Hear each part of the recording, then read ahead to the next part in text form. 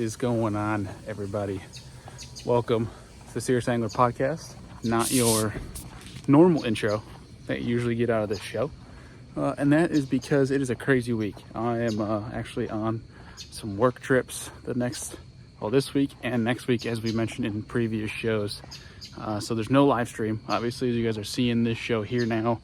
And I apologize, the audio for the intro outro is not great. I actually recorded it at home with the mic.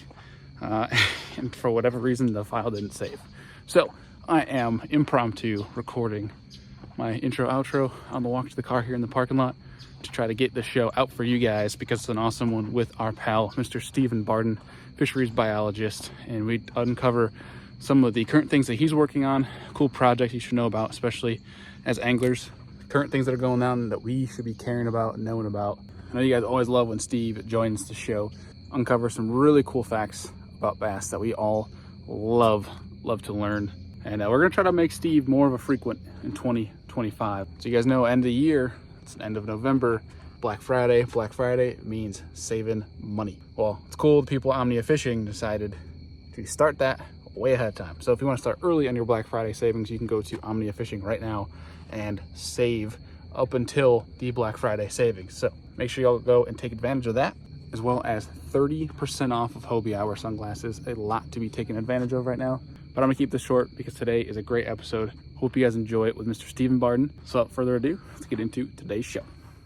All right, folks, we are back, and without needing an introduction, he's no stranger to the show. We're back with our pal, Mr. Stephen Barden. What's going on, man? It's been a minute. Hey, brother, how are you? Yeah, it's been a little while since the season ended. I know. Finally, our host is back. Host of the show is back to be on his proclaimed show. Yeah. We are without Andy, of course. We are without our captain, but we'll be steered just fine. As we couldn't get him off the water. Catch up on. Yeah, we couldn't get Andy off the water. He refused. So yeah, that's what I want people to do. Is I want you guys to go hop in Andy's DMs. His social links are down below if you're not already following him, and I want you to send him a DM. Be like, hey, why the heck are you slacking on these guys? You know, Steve takes his heartfelt time out of his day to get on this show and talk about, you know, all the different things that us anglers should be worrying about right now. Right. And you're sitting out there fishing. You know, just obviously, catching them. Steve, sending texting pictures in. He's doing typical Andrew stuff, just sending the pictures, laughing at us.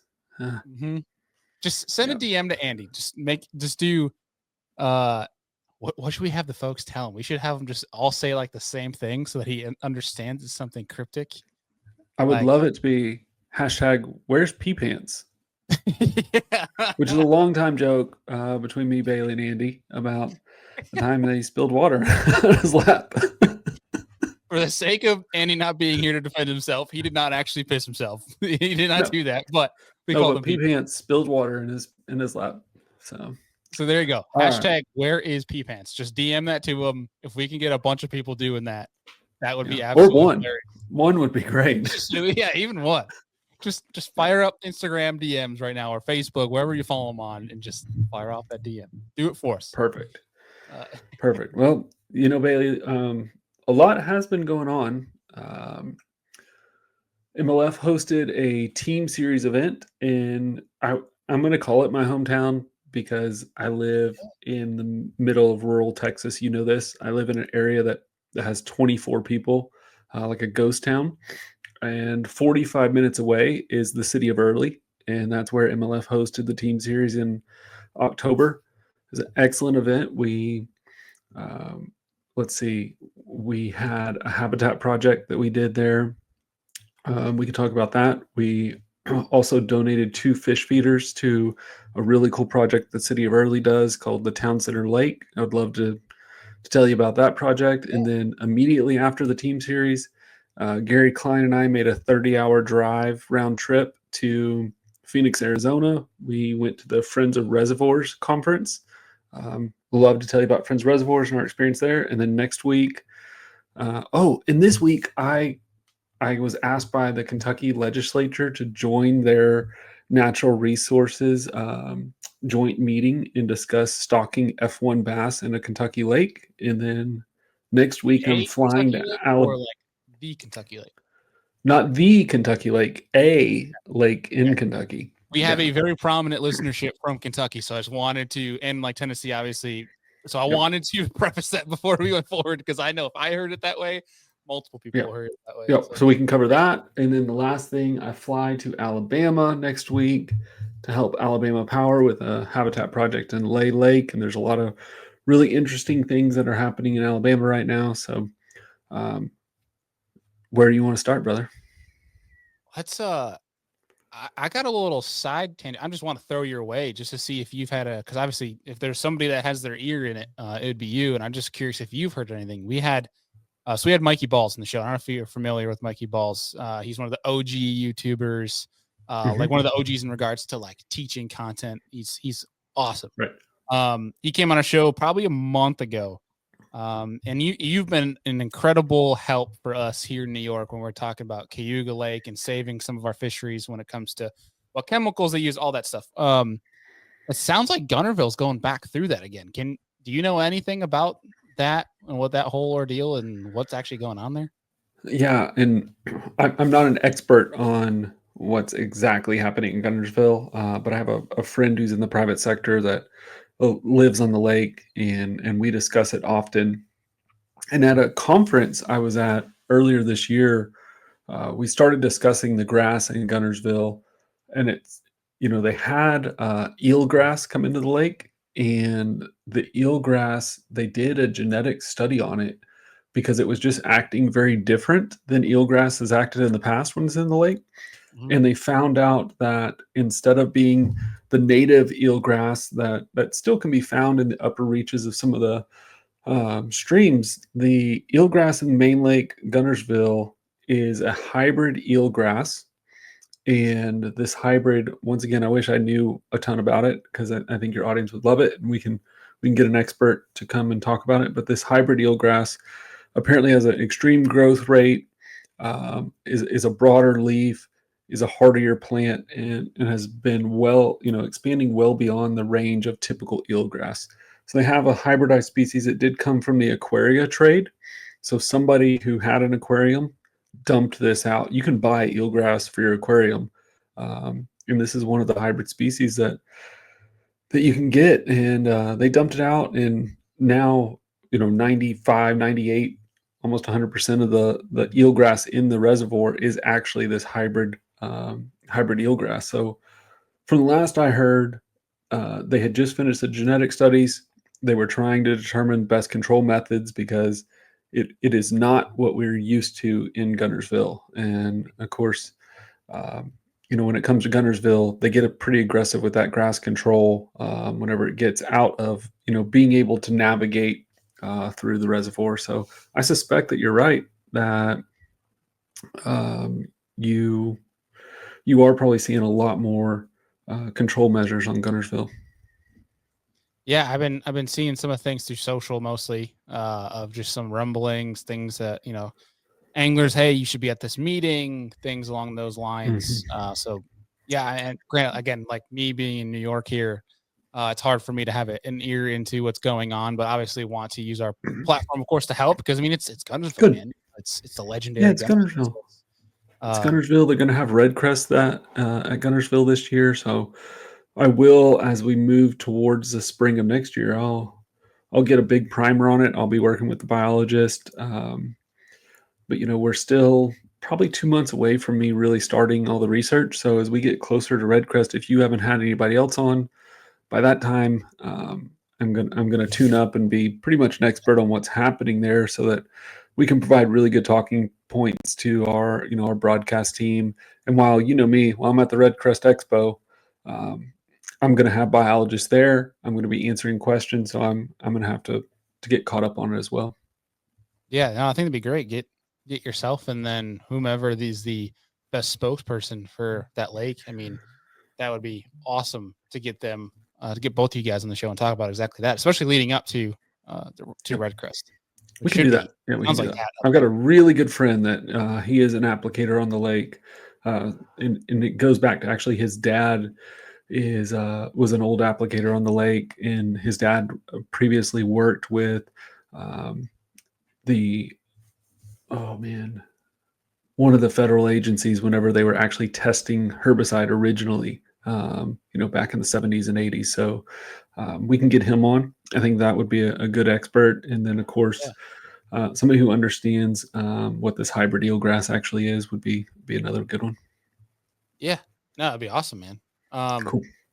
So yeah, I think first thing to dive in, I know you mentioned a list there that I'm very curious about every single one of those things, and I think as the likely the title of this show is going to go is what the heck should us anglers be worrying about now? And I'm not talking about any of the drama. That's not what I'm talking about here. I'm talking about what are the real issues that us freshwater anglers, not even just bass guys, because while many of us bass heads might be solely focused on just bass, things that happen to bluegill and on vice versa, other species obviously comes around and affects the bass. So we got to be concerned about all this stuff. So I guess for you, what are the pressing items that anglers should at least know about, or should be, a voice to their state department about right now?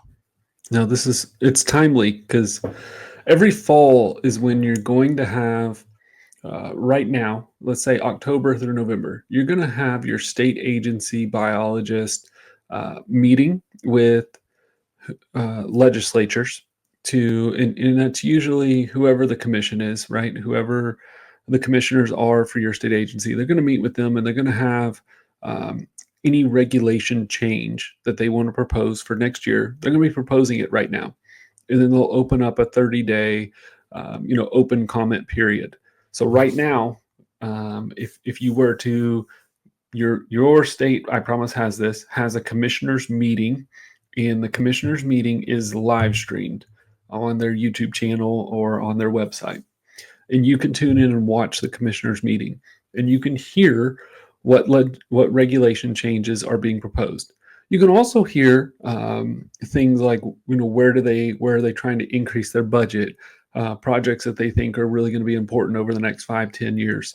So at these commissioner meetings, you can observe what is actually happening in your state and get prepared, because then you'll have a 30-day somewhere on the website. There'll be a press release, an announcement of here's the proposed reg change. You have 30 days to put in your comment. Very few people comment. I've been on the show many a times telling you how important that is. That comment phase is so important. It's a time where you're going to get the ability to speak to what is your opinion. After the public comment phase is over, there will be another commissioners meeting where those same biologists are going to bring those comments in front of the commission, and they're going to read them and explain their position on them. You can attend those meetings as well. You can be there in person or you can watch them online. If you attend them in person, then they may even have you, sign up to where you can speak as well. It's very important that we do these things. This is how we spread our voice in regulation changes. You've ever had some crazy rule come across in the reg book, and you say, how did that happen? Well, it happened in the fall before, during this process.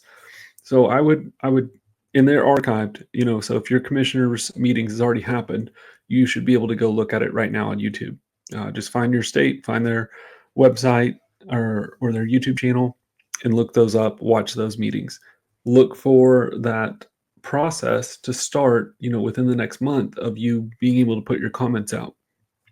And then you'll see before the new reg book comes out what they have proposed. Now, for Texas, it's a year in advance.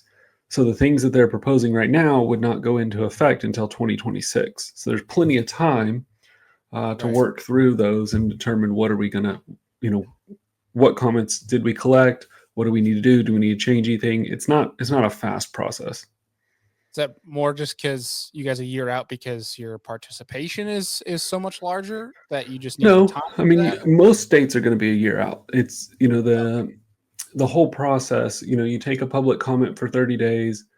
You have this process now where then the biologists are going to review those. They're going to make any changes. They're going to propose that to the commission. The commission may open it back up for another 30-day comment period. Or they may adopt the changes. If they adopt the changes, well, then they have to go into a reg book. And most of us have Like in Texas, we start our reg season in September. So you buy your new hunting and fishing license every September. So whenever your new hunting and fishing licenses start, that's when your reg change would take place. Because that has to be printed in the books. Okay. Is there like one site that has each state? This might be a dumb question. One site that has each state where you can kind of like a directory, if you will? Nope. I No, feel there's like that not. would be such a common sense thing to have. Yep, there is a Online, site. especially if you have people like, say, someone like yourself who, again, I guess I don't know if like, am I allowed to have a say in Pennsylvania, even though I'm in New York? But like somebody that travels around the country like yourself, or these pro touring anglers that, you know, maybe they live in Alabama, but they fish all the time in South Carolina, and they want to have a comment on this stuff. I think a central directory would be awesome to go to each of these pages versus have to find them. But that doesn't exist. There is an e-regulations website where you can, for most states, you can pull at least the regs up. You know, one of the things I do every fall is I take the Bass Pro Tour schedule. I look at the schedule. I have to find the reg for every single fishery that we're going to visit. And then I have to contact biologists and get survey data so that I can determine for what is a legal fish caught in that reservoir and what would it weigh on average so that we can set the scoreable weight. So you can go to the eRegs website. I think it's eregulations.com. And you can pull up a lot of those reg books, but they're not all there. And they update pretty good. I haven't really ever found some that are not updated, but there's no way to go find all the public comments that are open that I'm aware of. got it. Okay. Yeah. I think you go to any of your state websites and they make it pretty easy to find them on the state website. And you being from New York, you're still allowed to offer a public comment. It's gonna, you know, if you're trying to offer something in Pennsylvania or Florida, they're gonna ask you, you know, where you're from, you know, whenever you fill out that form, and they're gonna take it into account because you're, you know, bass fishermen travel. We travel out of state. That's actually what they're hoping for. On the tourism side, they're hoping that we come from out of state. Not that they're going to take your opinion as, you know, to be, you know, more important than somebody that's local, but they'll definitely accept that comment. Now, is this, just to be specific for some folks, the site that they're going to look for is on their state fish and game website? Yeah, their fish and game website. Yes, sir. Okay. And what would be like an easy search? You just put commissioner meeting and yeah. So if I was going to do it for Texas Parks and Wildlife, I would do Texas Parks and Wildlife Commissioners Meeting, and then it would pull up the website would pull up on the archived video.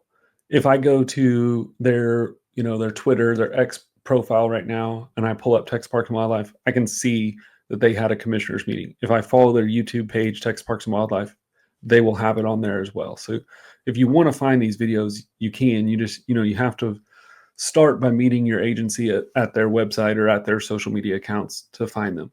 And then it is, most of them are open forum to where if you find the date of the next one, you could attend it. Okay. Yeah, that makes sense. Yeah, because I know there's trying to go through that process quick. Because I know there's going to be people that'll DM or email and ask for that process. I hope so. I hope that people want to participate. Yeah. Definitely. Sometimes it amazes me when I see reg changes and there's, you know, 0 or just a handful of comments, and it, you know, some of them can be things like, you know, they're proposing to stock grass carp in a reservoir, and they may let that out for public comment, and, you know, they may even, depending on the reservoir, they may, you know, go back to herbicide. They may actually be asking for public comment on herbicide, and if you're not posting it, then they're not seeing it. Yeah, I think part of that is, and what I'd be willing to argue on this is that their methods of marketing and advertising that these meetings are happening is very, very poor, like a horrible job. Yeah, I think that's probably fair. Yeah, I think a lot of these state agencies could benefit from a young, savvy person that, whether it's social media or something, or like Right. send out an e-blast and just not have it in the fine print of the email that they're going to have these meetings. I think could be a lot more efficient. Sorry, that's my side tangent here. No, hey, Yeah. and I think that on the other side of that, as anglers, uh, if we know these things are happening, then we just got to get it on our calendars. We already know Yeah. we already know it's going to be hard to find. So let's scrounge around, let's find it. A group like yours could put together that site, that place that people could come see them. Um, that would be an asset to the fishing industry.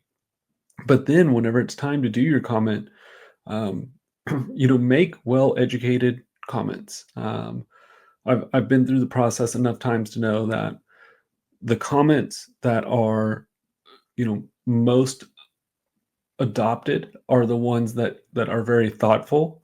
They take into account both sides. They understand the issue. They offer solutions. They offer alternatives. Those are the ones that are going to get definitely the most thought. Yeah, I think to add on top of that is the comments that try to leave emotion out of it. Absolutely. Like you said, hey, Joe Schmo, you're a jerk, yada, yada, yada. You're probably not going to get very far as, hey, I'm frustrated by such and Right. such. One, could you explain why that is? Mhm. And then two, whatever. You got to understand the process, which I think we've talked about at Yep, extent yep. on the show in the past. But I don't want to ramble on Yeah. this too long because I apologize on that. But No, you're I guess good, man. what else that's very important. And I think you've stressed in the show before, and I think it's great that even if you're happy with what's going on in your fisheries and your land in your state, you should still be communicating with your state. Mhm. Yeah. You should You're, be commenting. At the end of the year, they're also putting out their annual budget. So whenever they go in front of the commission, if they have public comments about the success that they've been having, and they're trying to push for, let's say, more habitat, more stocking, more staff, more technology, better social media, whatever it might be, and they need money for that. They got to have a budget for it. Positive comments are going to help whenever, and especially like if you see a biologist, or you get, if you ever get stuck in a krill where they come up to your boat and they ask you about your day, like those positive comments, they really do help. yeah, like I think that's perfect in saying that your positive comments of, hey, our fisheries are great. I love the job you guys are doing. Those simple positive Mhm. remarks speak just as loud as, hey, there's something wrong with such and such lake. Why Right. am I not seeing this species as much? Those ring just as loud. So thank you for that call out, Steve. Yeah, so that's what we're doing right now. We're going through the fall. The agencies are going through that process. I'm reviewing regulation and looking at things that impact tournament anglers, as well as people in my home state. Like I said, I visited with Kentucky this week. It was a joint commission, Yeah. so this is outside of what we just discussed. This is their actual legislature, so their House and their Senate for the state has a natural resources and energy um, committee, and this committee meets like 4 times a year, and basically they're trying to understand um, what the constituents of each one of their districts want. And one of the representatives had a nonprofit group called um, oh gosh, opportunity English for improving opportunities at Paintsville Lake, and they had that nonprofit come. And I've been working with this group for 4 years on understanding what's happening at Paintsville Lake. Paintsville is an 1,100-acre reservoir in eastern Kentucky. It's fairly deep. It had hydrilla in it, a lot of clear water. The anglers, tournament anglers, were typical complaints. 5 fish for an event may weigh 8 pounds. Rarely do we see anything over 5 pounds. So these small bags, uh, very few big fish, and they see online, as most of us do, these stories about fish like F1 largemouth, and so their solution, 4 years ago was let's stock F1 largemouth in Paintsville Lake, and if we do that, everything is fixed. Um, so whenever I met the group, that's kind of what their stance was. And through some education, through some time, we did a genetic study, we did a relative weight study. We started to learn that if we look at the components of the reservoir, we were missing a lot of pieces. The reservoir wasn't very fertile, had too much aquatic vegetation in the shallow habitat and not enough habitat in the deep water. Had a stunted bass population. Some of the key things we've talked about on the show plenty of times before. And so this group actually, they raised some money. They stocked threadfin shad into the reservoir. They put habitat in. They fertilized the reservoir. They had harvest tournaments and have promoted the harvest of their fish. And over the past 4 years, they're starting to see, 5 to 7 pound fish are caught more frequently. They're seeing that, a 5 fish limit, is now taking 15 to 17, even 20 pounds every once in a while. So they're seeing improvements in their fishery. And so this Representative Blanton, had the nonprofit come and explain to the committee what they've done, and then request a resolution for the committee's support of stocking F1 largemouth into the reservoir now. So now that they've fixed a lot of the habitat issues and the overstocked bass population, they fixed a lot of those things, and they understand as a community they must harvest fish and they must manage the fishery. Now they want to see if, now that we have improved growth rates, would F1 largemouth extend those improvements? And the legislature will hold a vote, within the next probably 2 weeks. That committee will hold a vote. If they decide, then they'll push a resolution through their state House and Senate. And then what will end up happening is that resolution would go to the Kentucky Department of Fish and Wildlife, and that would kind of be a mandate to allow this group to stock those fish. It is, it's a tedious process. It's a 4 or 5 year process, but they've done everything right to make the fishery better first. And now they're looking at, should we stock additional genetics? Bailey's muted. Everybody, this is a great opportunity. Don't forget, send Andrew a message. # where are you pee pants? I like the ad to remind people to roast our co-host that is not in attendance today. I love that. That's been a while since I've forgotten to unmute myself. I always try to do that when the guest is talking, so that I don't have the random, You're so sweet. I know. I try. But so basically what you're trying to boil it down to is that a lot of these situations where there might be an issue is not a one variable solution. This is a combination or teamwork of different things that need to happen to come together, because Mother Nature is not as simple as we like to think it is. Yep, that's what I presented to the committee. I presented, the basics. In 30 minutes, I tried to present them the basics of fisheries management, how complex the system is, how, one tool is not all we have. We have multiple tools.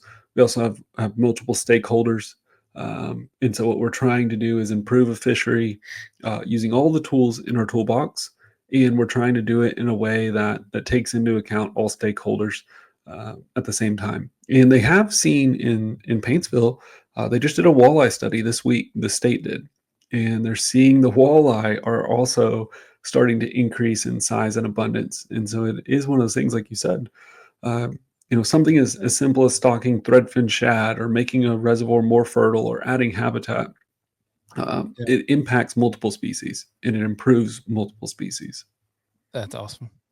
Yep. Well, what I like too that you guys have done in Texas, I think, is shown the rest of the country that it's, these changes aren't like I hope this lake comes back around in 20 years. Like this, if you do things right, and obviously have a little bit of luck on your side, I'm sure that factors in with Mother Nature. No crazy pop-up hurricanes that are never happen in our lifetime type of hurricane, storms like that, of course. But that it can happen in 2-3 years. You can see a dramatic change for Yeah, positive and or negative in a quick amount of time if you do things right. Paintsville is 1,100 acres. So, of course, I would call that a small impoundment. A small impoundment to me is anything under 5,000 acres. Yeah. Um, some might consider 2,500 acres a small impoundment, and anything larger not. But 5,000 acres to me feels like a small impoundment. And whenever we're talking about these types of impoundments, um, traditional fisheries management, when executed correctly and from multiple facets with multiple tools, can have big results quickly. It would be much, much more difficult to take a larger system and get a result within 2 or 3 years. You look at Chickamauga, for example, it took 30 years to shift the genetics in Chickamauga to have a high enough Florida allele that they were happy with, that they have actually achieved the goal of shifting that genetic. It took 30 consecutive years of stocking Florida fish. But it's whenever I was young, I was working at a fish hatchery. Sorry, tangent time. Please. And there was an older guy that worked there, and he always told me the story about this man and his wife. The guy was an accountant, and he hated being an accountant. And he was turning 50, and he always had wanted to be a doctor. And he was about to turn 50, and he was complaining about his job. And finally, his wife just screamed at him in the middle of the store, "Go back to school and be a doctor. Because in 4 years, you could be a doctor, or in 4 years, you could still be complaining about being an accountant." And the old man that I worked with at the fish farm, that was his doctor. So he loved to tell me this story. And my point is, it took them 30 years to shift that Florida genetic, but they had to start at day one. They had to make the decision to do it, and it was going to take the time that it was going to take the time. But we can see shifts in reservoirs. Small reservoirs happens quickly. Large reservoirs can take generations. But if we don't start now, then in 30 years, our kids and grandkids are going to be complaining about the fact that we didn't get it done and we didn't start it. Yep.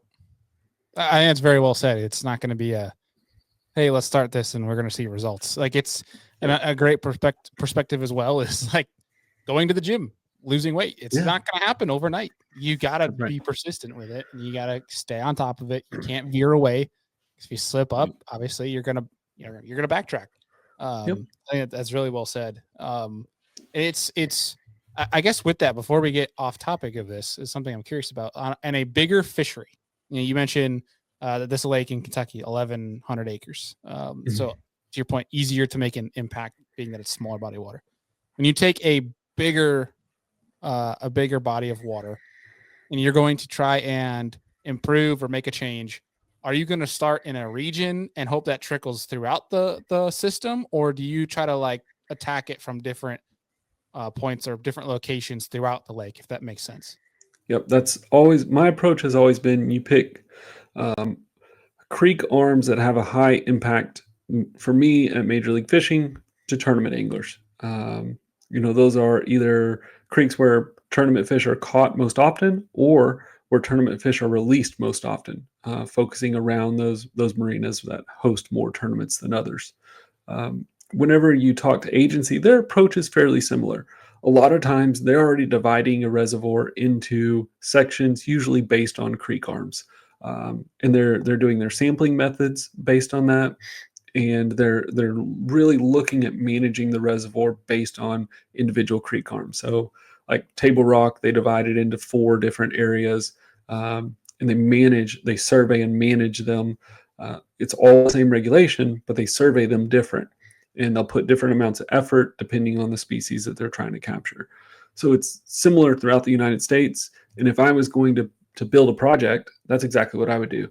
We're going to go back to Chickamauga this year with Major League Fishing. The last time we were at Chickamauga, I did 2 habitat projects. Well, I did 1 project in 2 creek arms. I did Grasshopper Creek and Richland Creek. Whenever I sit down with their biologist and discuss what am I going to do this year, I'm likely going to do another habitat project there.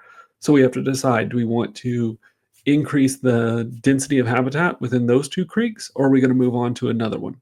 And we'll determine that based on changes in their fish sampling. We put the habitat in those creeks because those creeks were important for collecting broodstock crappie for the state, as well as they're important for tournaments because, of course, the Dayton Boat Dock is right there on Richland. So Right. we'll kind of discuss that approach. Do we pick a third or fourth creek? Do we add back to those two until we feel like we've done it efficiently? And we use artificial habitat, so we do feel like as we put habitat in, at some point we reach a threshold to where it's not degrading, so we can move on to another area. Using brush piles or something that's going to degrade over time, you're going to have to replenish those every 3 to 5 years. So if you divided those two creeks and we did our project 4 years ago, we would know what we were doing. We're going to have to go right back in with the same material on top. But by using artificial habitat, we can kind of check those off and keep moving throughout the reservoir. And that's something you've been literally evaluating for, what, would you say almost a decade, if not more now, Yep. of using artificial? Yeah. Oh, that's a great one. I actually did a presentation at Friends of Reservoirs this last week on evaluating artificial habitat, not from a use purpose, but from a manufacturing and deployment purpose, and really looking at how is artificial habitat made. Are we as an industry putting up the right regulation, or at least the best management practices around how it's made, as well as are we doing the same thing with how we put it out? A lot of the industry, and you could have seen this in 2020. I did a habitat project at Red Crest where we built a product called a Georgia Cube. That's a homemade habitat where you cut PVC pipe, you build kind of a PVC frame, and then you put the black corrugated pipe throughout it to kind of build some surface internal. We did that project, and then ever since that day, I've used mossback fish habitat. And I won't get into a ton of the details because I don't want to bore people. But I observed that project and the results, and the habitat holds fish great, goes into reservoirs, stays, put together, and really does attract fish quickly. The problem is the manufacturing side, the process of putting it together had a lot of flaws. And whenever you work with somebody who's a commercial manufacturer, they take all that manufacturing side and they streamline it, but they also make it pretty environmentally safe. So one thing mossback does is, if you think about PVC or any material, if you cut it or drill it, you have little pieces that come off, right?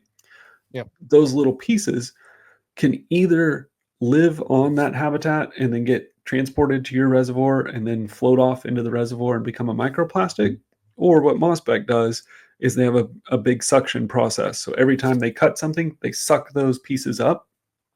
They clean their habitat before it's put into a pallet or into a box, and all those little pieces get recaptured and sent back to their plastic supplier to be recycled. So what you end up with is a kind of this continuous loop. Mossback already uses recycled PVC in their product, but every time they cut or drill or alter the product at all, they recapture it and recycle it. And I think, whenever we talk about managers and what should we be using and those kind of things, it's going to evolve over time. Research is going to show us what products are really advantageous for the fish and the fisheries and water quality, and they're also going to show us what has longevity. But whenever we're talking about manufacturers, we want people who understand that the impact that they in creating their product might have on our fisheries as well. I love that. Yep. So what's next, Steve? What else do we have that the people? Well, at Friends of Reservoirs, let me tell you what Friends of Reservoirs is. Mentioned it a couple times. The U.S. has the National Fish Habitat Partnership. That is that comes from appropriation from Congress. It is outside of our sport fish restoration dollars, so it's not from your excise tax. This is money that's set aside specifically for habitat. The National Fish Habitat Partnership is divided into true partnerships that focus on water body types or species types. So reservoir fish habitat is part of that partnership. It's one of the groups, and it's the largest group. Friends of Reservoirs is the nonprofit arm of that. And that nonprofit arm, what its job is to qualify projects and provide grants to people who apply for those projects. The money comes once again through that appropriation from Congress.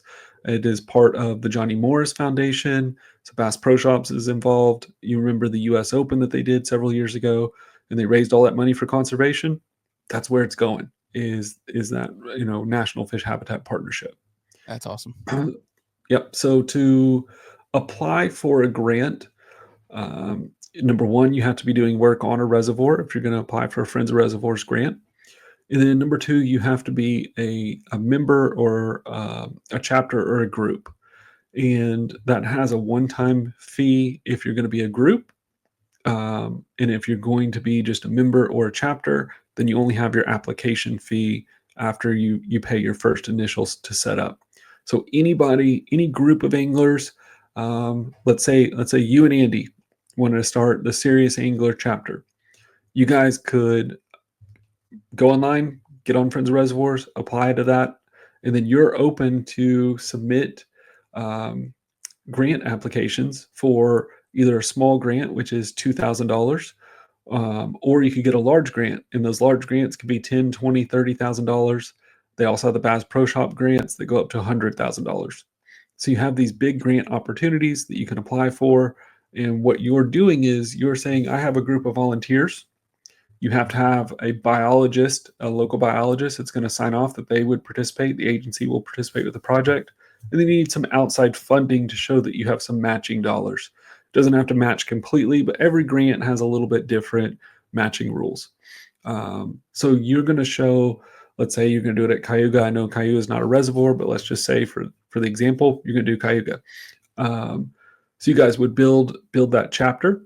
You would apply for your grant. If you're awarded that grant at the end of the year, Friends of Reservoirs would write you the check, and then you would buy habitat, or you would buy a vegetation barge, or you would buy whatever you needed to do your project. That's impressive. How widespread is this program? Is it each state? It's national.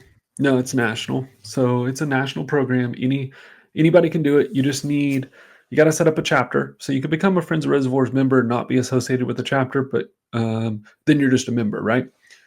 If you're a chapter, then you would have a biologist, a state biologist, that is going to help advise you, so that whenever you're filling out your grant, it has the scientific information, it has the backing of the state. So your local biologist is usually who you'd partner with on that. And then you just need a group of individuals who are actually going to come out and execute the project. We do an annual meeting, and that annual meeting kind of rotates around. This year it was in Phoenix, Arizona. Last year it was in Tennessee. Next year I think it's going to be in Texas. So we do an annual meeting where the biologists stand up and present on projects, and we try to trade information, right? Like, how do you put out a 20-foot tree into a reservoir? It's not just common knowledge. So instead, what we do is we trade that information. We say, this agency may have a barge that's hydraulic. The next agency may have a barge that has a crane on it. The next one may just have rollers on the barge. Like, we will show the different equipment we use. We'll show the planning phases. So how do you map the reservoir? How do you determine which sites you're going to put it in? How deep is it going to be? What about the permitting that's required? And that changes water body to water body. So we share all that information among each other, so that the biologists that are participating in Friends of Reservoirs, whenever chapters come to them, they have this group of greater biologists throughout the country that are participating in these types of projects all the time, that they can talk about materials or execution or planning. I love how all this stuff, I find this intriguing, really. You have these different groups and stuff that are working so hard behind the scenes that I feel like, would you say a majority of anglers don't even realize that these groups are even a thing? They're just on the water every day, and they don't realize. They don't realize. Of the people that are putting in the work to keep the fisheries the way they are. Yeah, they don't realize. They don't realize that. You just look at Major League Fishing. Major League Fishing, Over the past 3 years, we've invested $185,000 into habitat, and we put it in 7 reservoirs, or 7 states, 12 reservoirs. Nobody talks about Major League Fishing and their financial investment into habitat. And that's one example. Bassmaster has AFTCO grants that they give to Bass Nation. And I don't know the exact dollar amount. Gene would know that answer. But every year, the 2 largest fishing organizations are investing. And then every state agency, through either sport fish restoration dollars, conservation license plate dollars, matching federal funds, or Friends of Reservoirs, are investing hundreds of thousands of dollars. I will butcher the number if I dare to guess it, but I know that Texas alone has proposed, I'm going to say $5 million in habitat work over the next year. That's impressive. If we get appropriated for that, it feels like a lot, but it's not, because you've heard my spiel. Every reservoir in the United States is aging. Majority of them were built in the 60s. And we build reservoirs today at a slower rate than we did in 1890 across the U.S. There's 2 new reservoirs that I'm aware of being built right now. Whenever a reservoir ages, it goes through the process of siltation. So you put a dam across any creek or whatever. You take the water that comes from that watershed and you impound it into a small area. That water carries sediment, it carries nutrient, and it also carries organic matter, leaves, grass, whatever else. And trash and whatever else is in the watershed comes into that reservoir. Well, reservoirs move water slowly through them. So that allows the sediment and the nutrient and the organic matter to slow down, deposit, and go into what we would call muck in the bottom of a lake. And that muck, you have probably seen it, smelt it. It's, nasty black soil that smells like rotten eggs. Yeah. Well, that's burying habitat over time, right? Like, that's burying the rock, that's burying the natural spawning grounds. A lot of our reservoirs, we left the timber standing in them. Well, over time, over 30 or 40 years, timber breaks down. It becomes muck, is what it does. But it breaks down. And so we're losing that. And then vegetation, without our manipulation of vegetation is still very unpredictable year to year. You said, like, well, we have a hurricane that, was unprecedented. Yeah, we could have that. We could have, extreme cold. We could have flooding rains, like whatever it might be. That will manipulate how vegetation grows. And especially plants like hydrilla that are non-native, whenever they leave 100% of the plant leaves. And it could be just because of, we see it all the time. High, cold, muddy water over winter will eradicate every bit of hydrilla in a reservoir, where coontail might survive that situation. So with habitat, if the reservoir is aging, we're losing it because it's degrading as the timber. We're losing it because it's being buried, and then vegetation is just not predictable enough. So we see organizations like Friends of Reservoirs, we see your state agencies, you're seeing your fishing organizations. We're all participating in habitat restoration because it's the only way for us to keep building fishable reservoirs without actually building new reservoirs. Yeah, and I think that really speaks loud, especially to your central states like Tennessee, Kentucky, the ones that are very reservoir dense, right? That how important this issue actually is. Right. What to backtrack a little bit, what are do you know, and if you're even allowed to tell where the 2 reservoirs are being built right now? Yeah, they're both in Texas. They are Bodark and Ralph Hall. Doing all the cool they're actually being built by the exact same water controlling authority. So private company is building them to supply municipal water to cities. Okay. And I will tell you, Ralph Hall, I just turned 38, and from the beginning of what I can remember, they talked about building Ralph Hall, and they're finally doing it now. It takes decades of planning. It's going to cost them about $100,000 per acre that they're going to impound. because what you have to do now to build a reservoir is you first have to do an ecologic study of the site, and you have to determine, what am I going to lose? So every tree, everything you're going to lose by flooding this reservoir, by flooding this area. And you have to buy a piece of land and restore what you're going to lose on that land.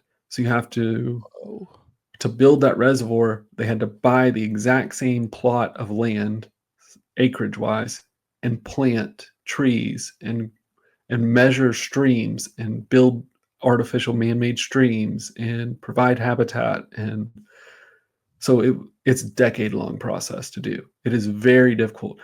Holy In smokes. the 40s, 50s, 60s, what they did was they said, this creek floods pretty often. We should build a dam here. And the Corps of Engineers would build a dam. Yeah. It's a very That's different process now.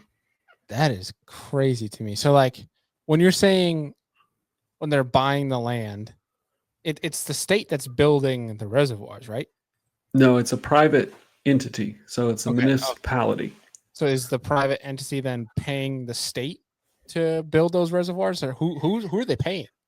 They're paying engineers, private construction. Okay.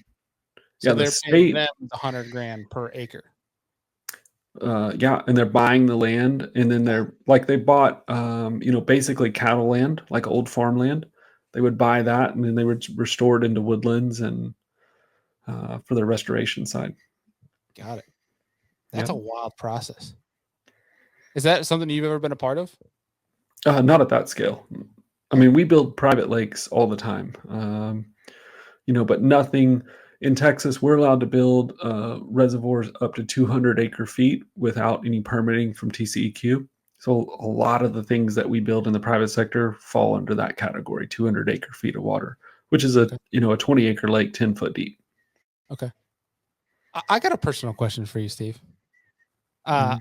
I'm curious, one, the coolest project of your opinion, the coolest project that you've worked on to date, and then one project that, or maybe this could be anything, but one thing you want to do in your fisheries biologist career that you have not done yet. Like when you hang your hat, that you want to say you've at least tried or accomplished when you're done. Yep. I'm gonna take the latter first because finding a really cool project is maybe a little bit difficult. I don't know. Maybe it's not. I could probably come up with a couple, but on the what is your bucket list? It changes throughout your career. So at the beginning of your career, maybe you want to grow a double-digit bass, and then you find out that's pretty easy. Anybody can do that. It's a formula. It's a 7-year process. Now you've grown a double-digit bass. So then you say, well, I want a 12, a 13, a 15, a 17. We're sitting at about 17 and a half is the biggest fish that I've grown and physically seen in one of my reservoirs. So at this point, largemouth are pretty boring. Growing that size bass is Fighting just words. something that we can do. So, then I started a couple years ago working on crappie, really looking at, and I did my master's work on crappie as well, but really our management work on crappie has been focused the last few years. We've got some crappie that are up to 4.5 pounds. We're doing some really cool things with hybrid crappie, looking at their sizes and how quick do they grow. Same thing with sunfish. We have worked to build a fish food that can grow sunfish consistently over a pound for our clients. So you kind of get these moving targets. And then whenever Major League Fishing came around and that became an opportunity, I didn't want to give up the private sector. So I decided to do both at the same time.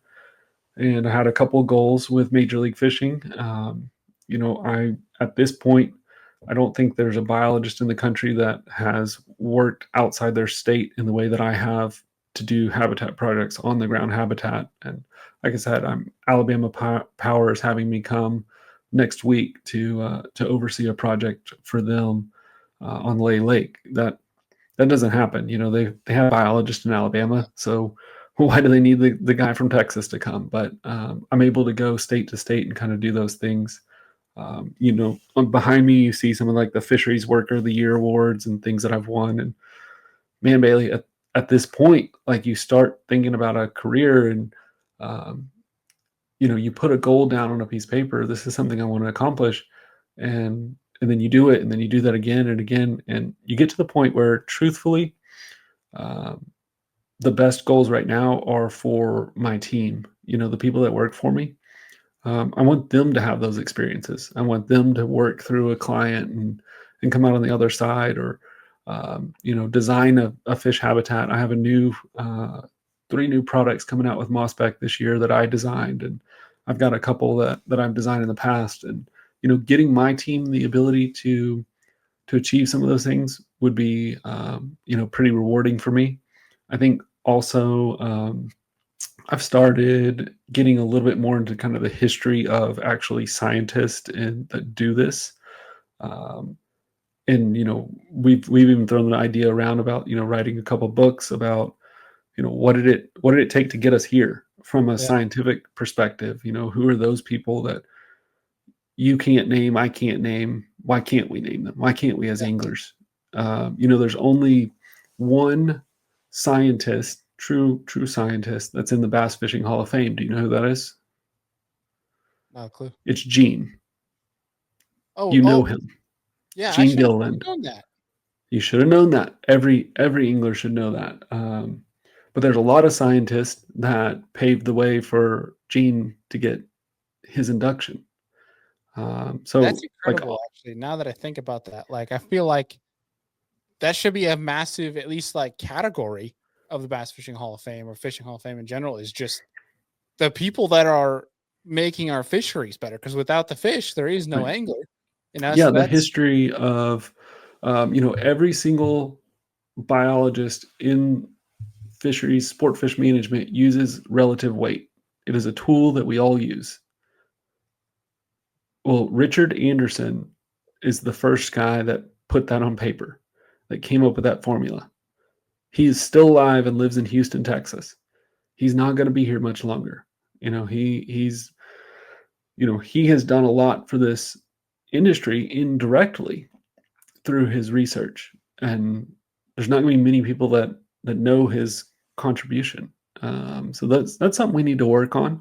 And I think that whenever you say, like, what are the cool things you're going to do, that's one of the coolest things I could do. I could be putting some stuff like that together to honor some of those people. I don't know that I'll ever get it done, because my problem is I've got so many things going on. I've got so many projects all the time that we're working on.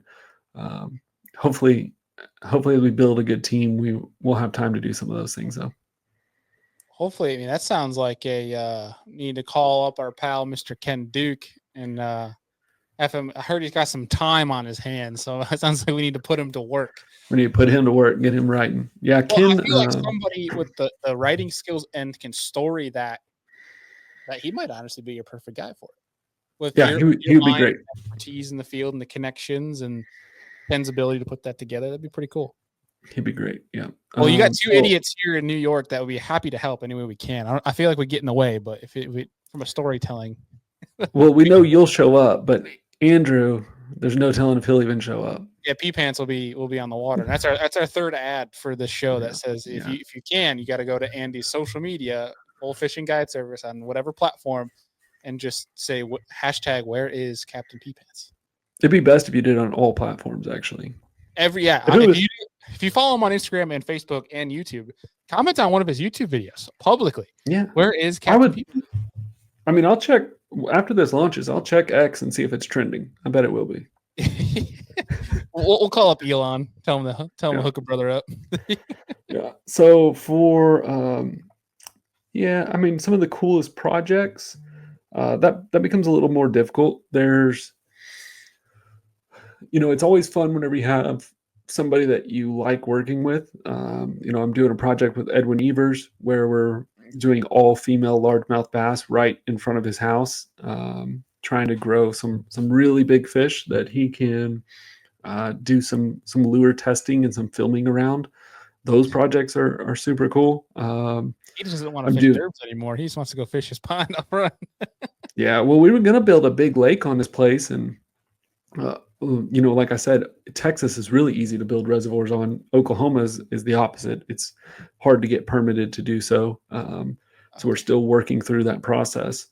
But I have a lot of cool experiences. Gary Klein's got a great little fishery outside of his house that has trophy bluegill sunfish and red ear sunfish and smallmouth bass. It's Yep. Those are the fun projects when people go, what? Smallmouth in Texas? That's awesome. Yeah. I got spoiled though, because early on in my career, the guy I was working for, we did things like redfish in private lakes. And I mean, he would kind of go all out on, if you get the budget, he's going to get it done. So all the cool things that got done really early in my career. Okay, now you've piqued my interest extremely. Is to your knowledge and experience of it, how well do largemouth and redfish cohabitate? I wouldn't say cohabitate is the correct word. Anytime you put two predators in one environment, one is going to do better than the other. Whenever we do redfish fisheries, of course, number one, you have to be in a very southern climate to where it doesn't get too cold. The redfish is a brackish water fish, so you can slowly acclimate it from saltwater to freshwater, and it will survive in freshwater or slightly brackish water. Most of the time, those are feed-trained fish, so they come to a feeder, so they're really not directly competing with the largemouth, but they are an aggressive fish, and they can grow to a fairly large size. So you do have certain size classes of forage that the redfish exploit at a higher rate than your largemouth will. And of course, whenever it gets cold, then the redfish become pretty dormant, kind of lethargic. They may even have some issues with being able to control their metabolism. They may set up a bacterial or fungal infection. They could have a mortality event just from the cold. So it becomes a pretty risky fish to do. Of course, it seems like today across the U.S., our agencies are becoming more restrictive on what we stock and how we do it in private lakes. They're definitely not becoming less restrictive. So the ability to transport those kind of fish outside of certain states is getting pretty tough. Dang. Do you dabble much in the saltwater side of conservations? Or I don't really at all. Whenever they do a habitat project, they do a reef project, we're talking like sinking thousands of pounds of material or boats, or it seems very impressive. And the crew I'm going to go work with in Alabama Power, they do both reservoir and coastal restoration. So whenever I go sit down and talk to those guys, they're gonna be able to school me a little bit on what it takes to build a reef. I know that it's a long process because it has to be mapped first, then they have to propose the material they're going to use, get that approved, then it has to be maintained for 20 or 30 years. And if they're going to make it a dive site, there's additional regulation around it. So it's not quick or easy, that's for sure. No, I have some brief interaction with that arena in regards to, at least from the PR sense, Right. when Humminbird and Minn Kota worked with the CCA and they sank a ship, and that was just being able to be the fly on the wall, and that conversation was crazy to me, and all the things that go into it. But cool that those things are being done, and I the things that you guys are doing, things like that, especially on the salt side, are ones that I really wish had more publicity for the people on the ground that are for the future of the sport of fishing. That's Right. just so imperative. And it's granted it, from the person that's like, you see content out there that's, the top whatever baits for this month. Like that's what I would call the quote unquote, sparkly, shiny content. Whereas I feel like this conversation is for betterment of helping everyone understand what's going on behind the scenes to make sure that you're still fishing and fishing well in the next 10 years plus. Right. And I think, truthfully, there are plenty of people like myself that if we knew the audience was there and wanted to consume the information, you could do those same things. Every single week, I could tell you about another project that's happening throughout the United States, or I could tell you about a sampling effort and some data that was being collected. I could do those things. The question is, does this community, and the fishing community as a whole, do they want that? Do they want that Is it worth putting in the effort? I'd argue they do. Yeah. And I say this out of evidence, not only from our show, where the two of the many shows we've done with you are both in the top 5 of all time that we've had Right. on this podcast. Andrew Hayes would also say the same thing from Tackle Talk podcast when he's had oh shoot, I'm trying to remember the gentleman's name. But he's done some very Andrew's wicked good at preparing for a podcast where, you know, the us two hooligans, me and Captain P Pants, were we kind of have some topics, as you know well, that we just bring topics to the table. We don't even really have an outline. Or Andrew does a really good job of chaptering everything and being strategic with that conversation. He can attest to that. Alex Rudd can attest to that. Some of the biggest shows we've all had has been Right. around this conversation. So I think the audience is there. So who knows? Maybe that's something on the horizon, Steve. But I think people definitely are interested in it. Yeah. Well, I think that the scientific community is becoming interested. You know, I know that we've spoken about this a lot. Is I go to every fisheries meeting. I'm currently the president of our Texas chapter, American Fisheries, and we talk about a lot of the time about the disconnect between anglers and scientists, and you know how a lot of anglers don't even really think of their fisheries scientists as anglers themselves, which, you know, if they're not, it's a strange thing to get into a career for if you don't love fishing. Yeah. But you know, the issue is not just from the angling side; it comes from the scientist side. That, and I tell everybody the last 40 years, the industry hasn't done a good job of communicating the science. And therefore, the longer we go to conferences among ourselves and discuss these projects and really talk about how to make them effective and you know, how to raise capital for them and federal grants and those kind of things, you know, that's great because that continues the science. But what it doesn't do, it doesn't evolve the fishing community.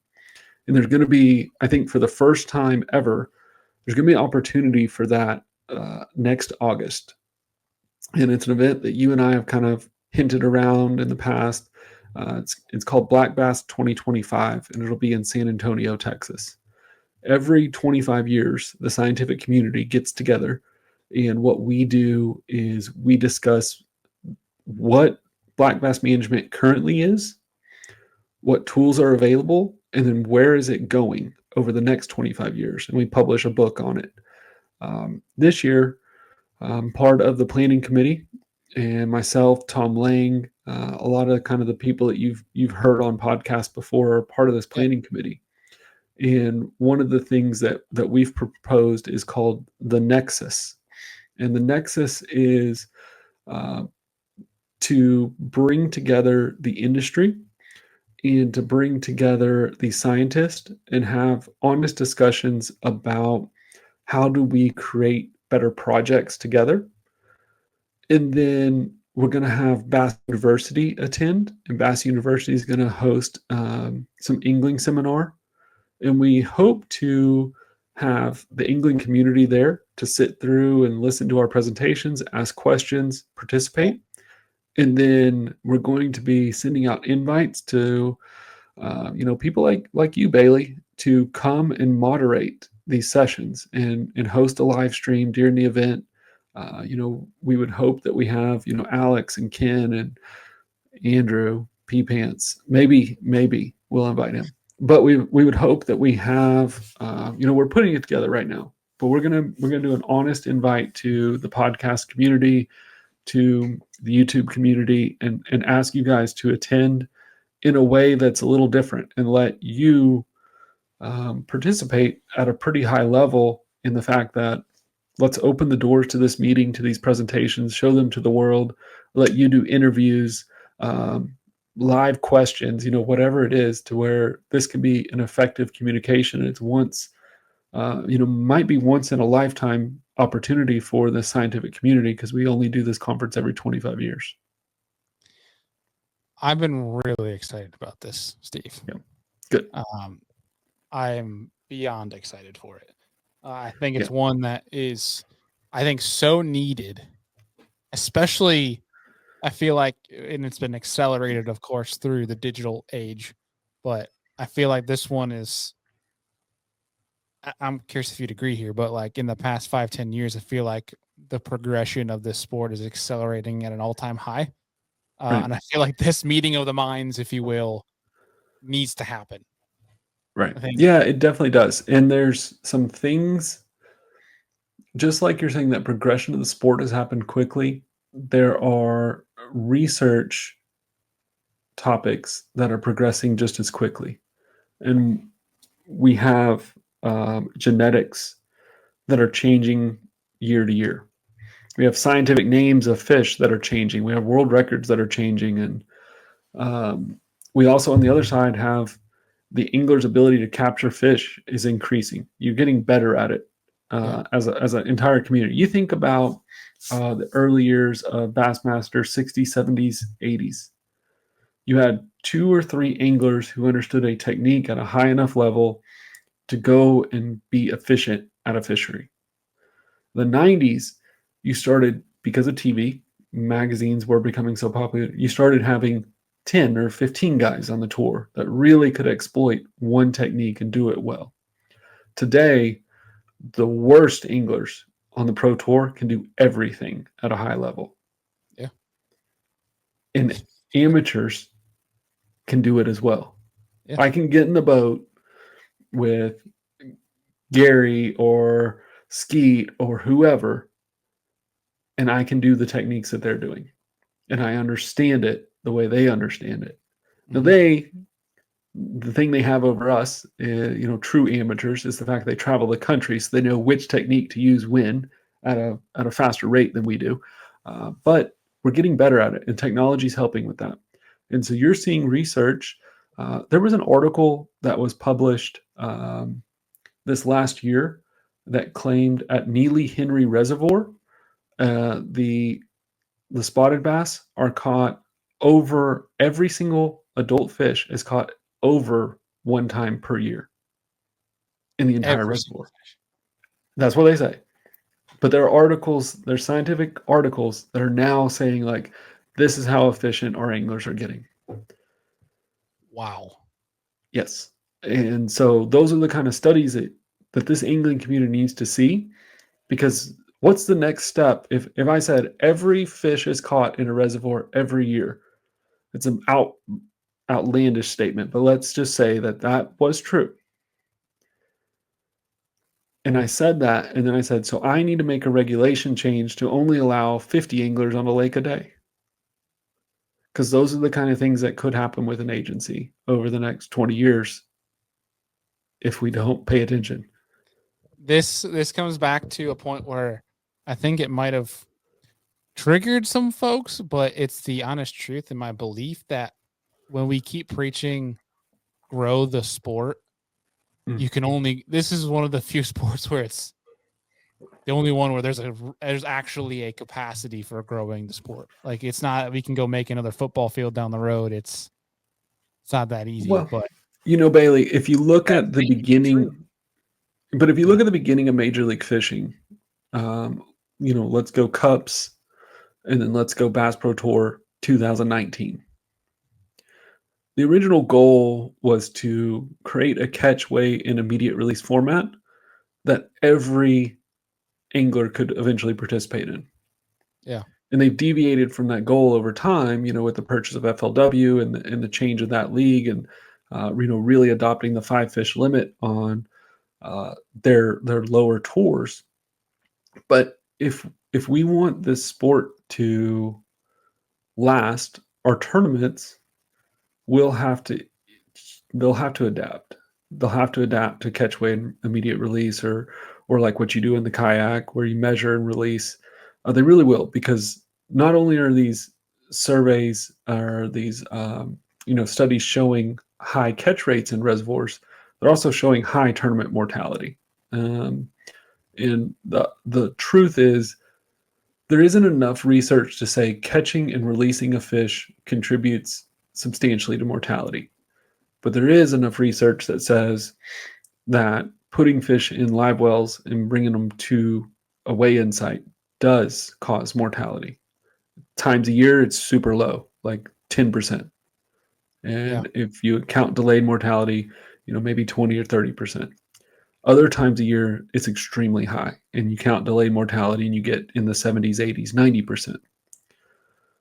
But we don't take into account the fact that tournaments target the largest fish, which are predominantly females. And those larger fish, because they're predominantly females, they control reproduction more than the males do. A lot of times those are younger fish that are growing at a faster rate. Genetically, they're probably superior fish. That's why they're larger, right? And so whenever we start pulling them out of the populations, we manipulate the population quickly. So we do have to be mindful of this. Now, you know me, I fish the weekend tournament periodically. I do think catch, weigh, and immediate release is a better format for any tournament. But I don't think we should be getting rid of them. I don't think we should limit them. We definitely have to start understanding our impact a little bit more. What is stopping, say, an Elite Series from going to the like how they do with fork, that slot limit? What is stopping them from placing, even if it's not state regulated, but from going from, say, I'm not saying the elites are the problem here, by no means. It's the thousands and thousands and thousands of tournaments that are bringing your best 5. I've even seen bringing your best 10, which I think is absurd. That's neither here or there.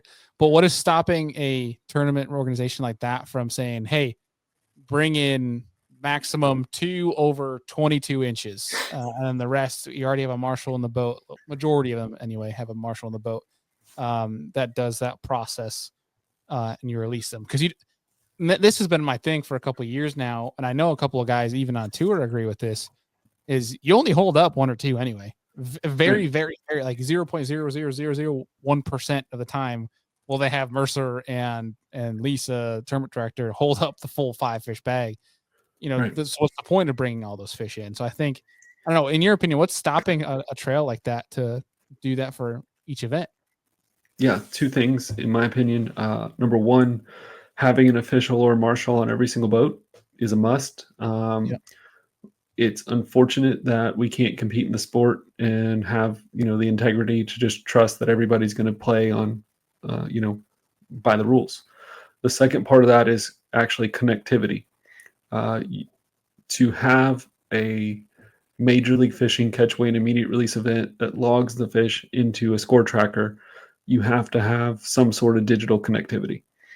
Your scale has to talk to some computer or iPad or something that's going to actually log that fish. I think, our stat units use multiple cell signals. And so, you look at most of the reservoirs that Major League Fishing competes on, and the majority of the reservoir has enough connectivity to make it happen. But then we had the team series at OHIV 2 weeks ago, and we had to restrict that down to 8,000 fishable acres because the rest of the reservoir didn't have service. I think that there might be some satellite technology using, something like a Starlink, mobile Starlink that might work. We got to call Elon. He has came out 2 times. He's came out more than pee pants today. That's right. But I think connectivity would help.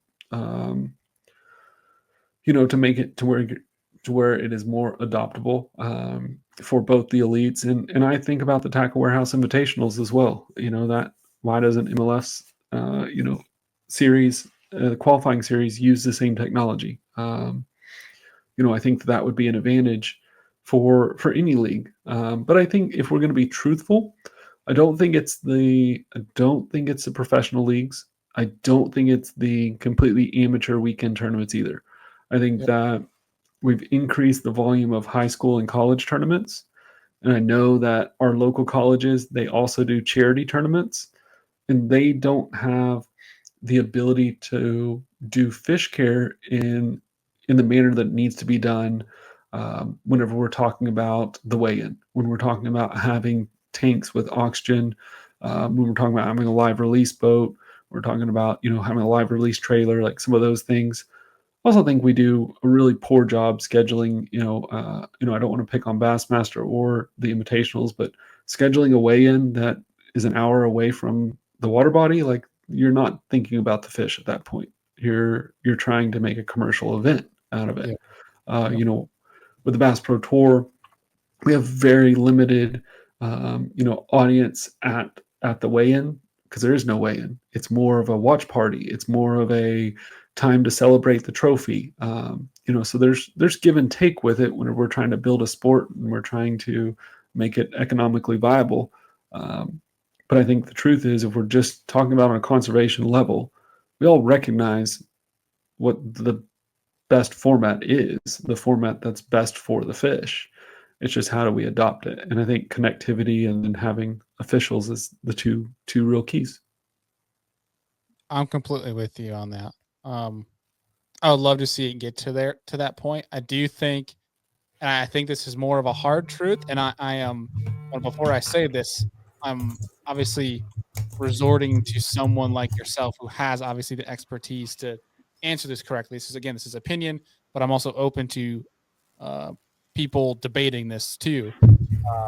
So don't take this as offensive feelings, but I don't think we need to have 400 boat high school tournaments. I think we don't. I think that just becomes honestly excessive.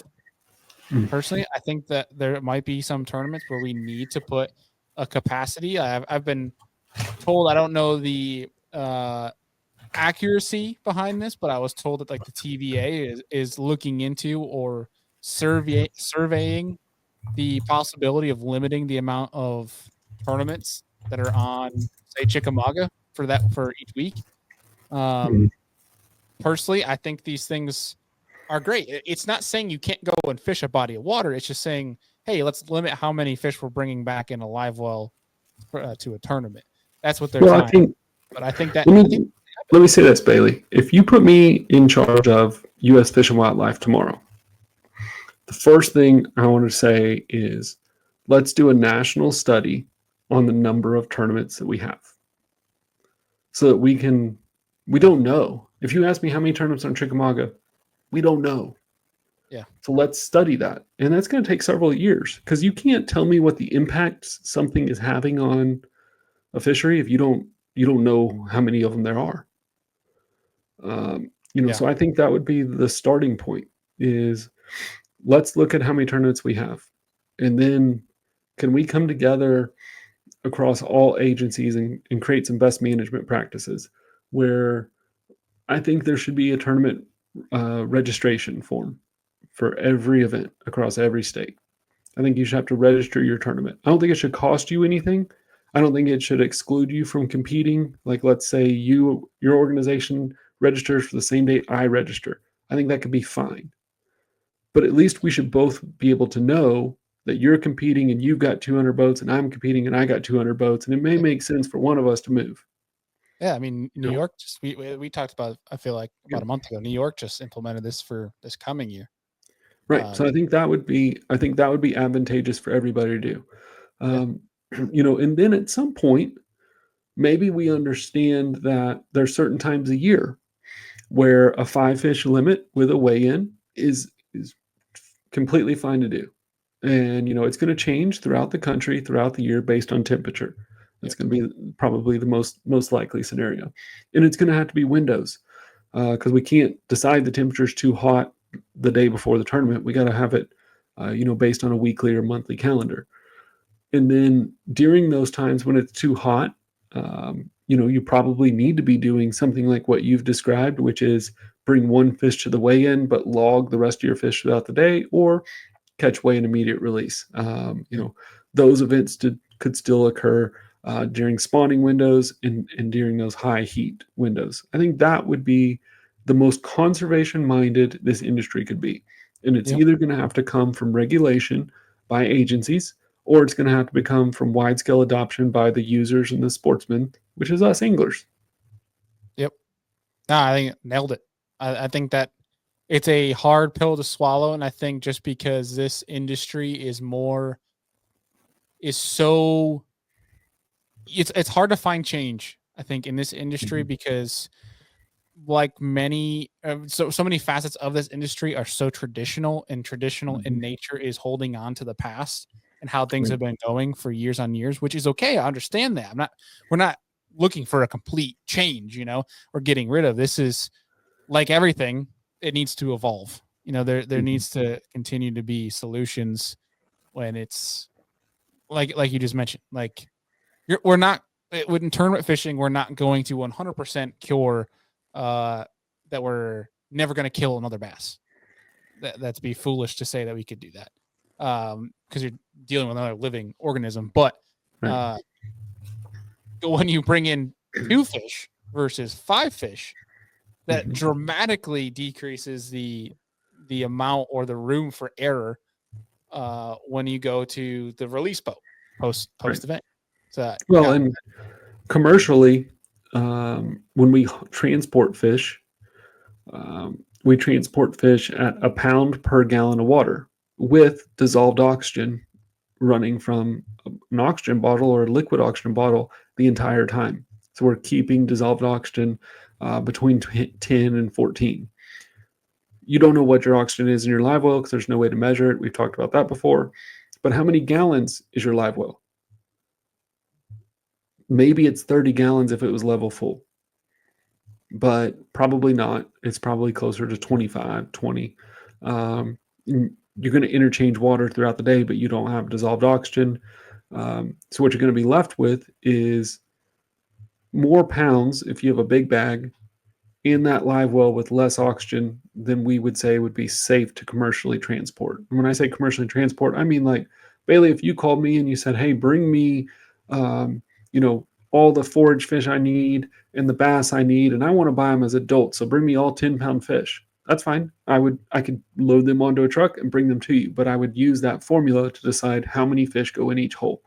And that would dictate what size trailer do I bring. Yeah.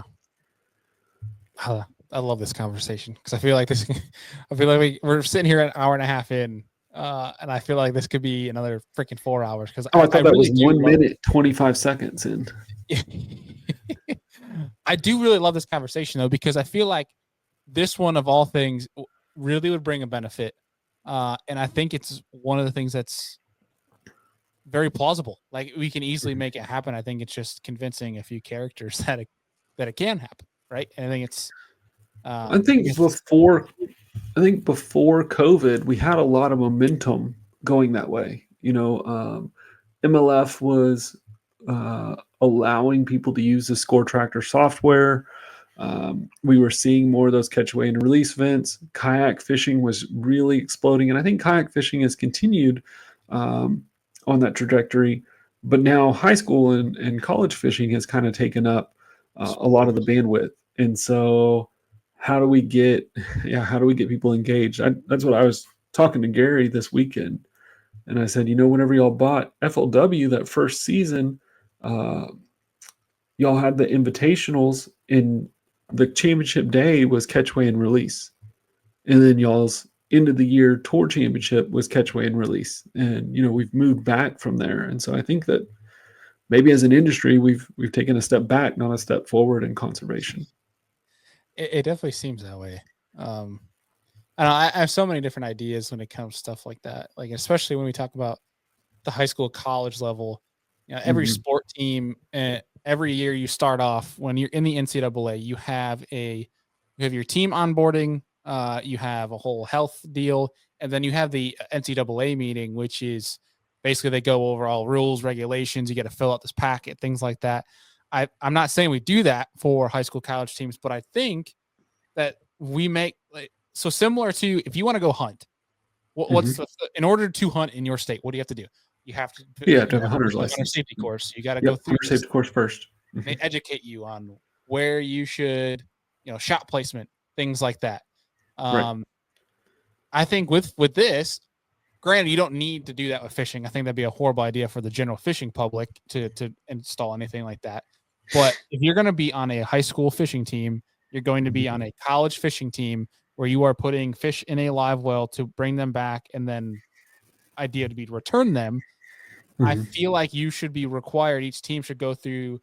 I'm not saying it has to be a week process. Go through a course that is just layman's terms. How do you take care of a fish? What is the best process that we already have figured out?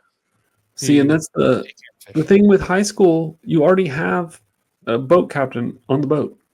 Well, the problem is not a lot of them know. Even the boat captains don't know how to do it. You know what I mean? Right, but the boat captain can run a scale on an iPad, and y'all could release those fish or bring Yeah. back one fish. And Yeah. with college, you have a teammate. You know, with team events, it goes back to integrity.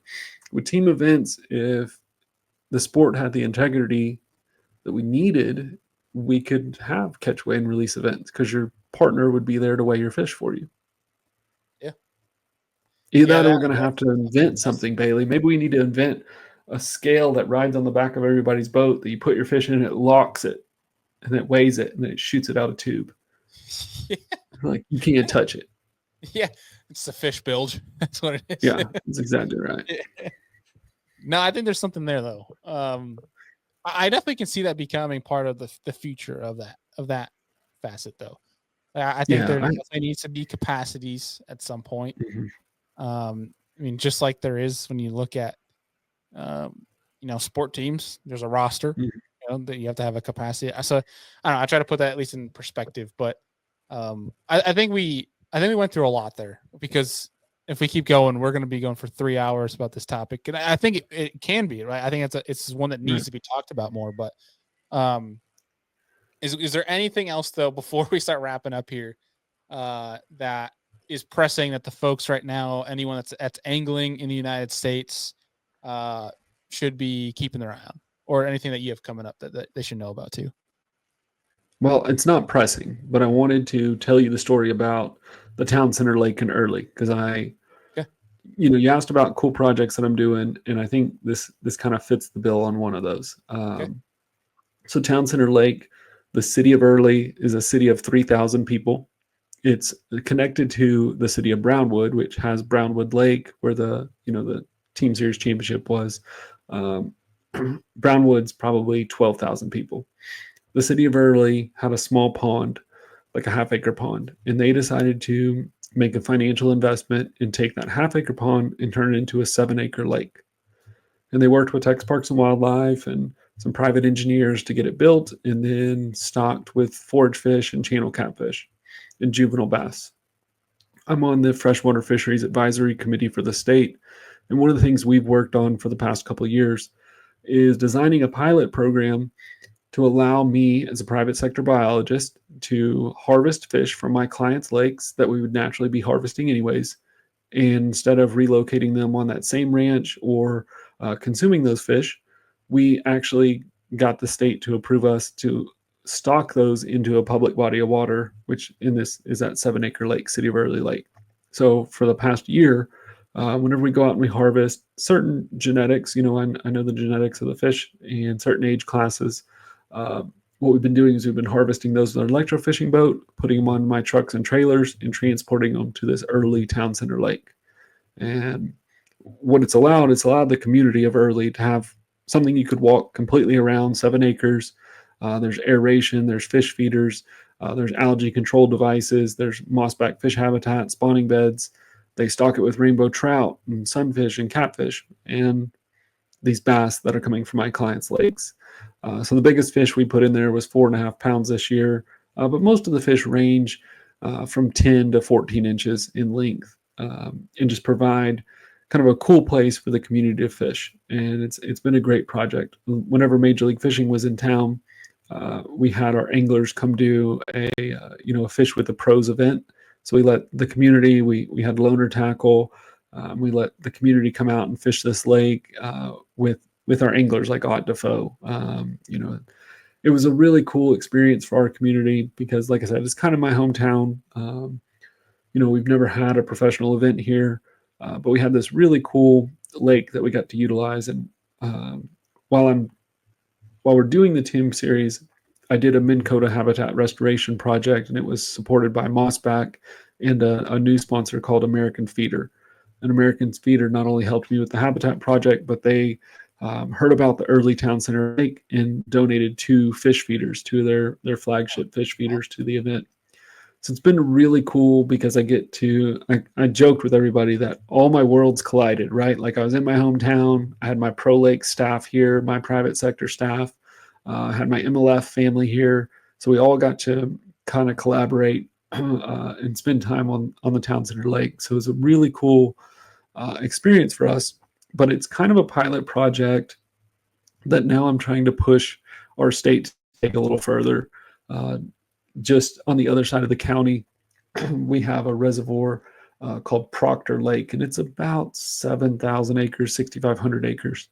And it's one of those, I'm sure you've fished one of these kind of lakes. Like, it's muddy, kind of fluctuates a lot.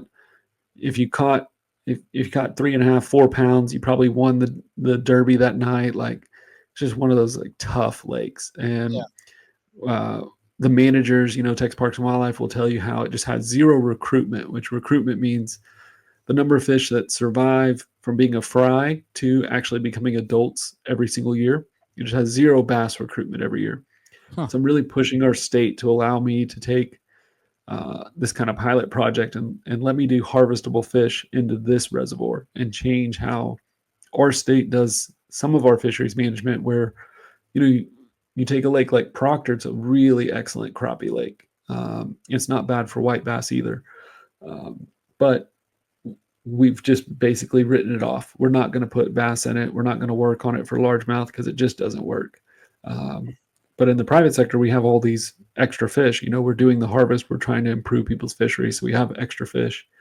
So hopefully we can get that project off the ground this next year, and it'll be really cool because the next time MLF decides they're going to come fish Brownwood, maybe they'll come fish Proctor too, and it'll actually be a fishable lake. I love that. I wish I heard more people from multiple states saying that it's like, this lake stinks. We're going to see what we can do to make this lake better. That's exciting though. But from your perspective, that's got to be almost like kind of like raising a kid or, raising a dog. Like it's something that you definitely have. I feel like a big personal attachment to that. And then when you see what it is now to likely with your track record, what it's going to be when you're done with your project, I think there's a lot of, I feel, emotional involvement in that. But to progress the science, it would be fine with me if it didn't work. If I spent the next 2 years and I put, I would guess we harvest between 50 and 100 fish every single day. So, we try not to work, more than 5 days a week, but, let's say we have 250 fish a week. Maybe we get a couple weeks off, so we do 40 weeks a year. Like, we're getting enough fish that we could, in 2 years, we could change that fishery. And then if it didn't work, then we could write a paper that says, don't waste all these fish. It's never going to work. Like, some reservoirs just suck, and that's what it's going to be. But in my heart, I don't think that'll be the truth. I think what we would definitely see catch rates increase in largemouth, and then we would have to do some major habitat improvement to make it a good fishable lake. But that's part of reservoir management. I love it, man.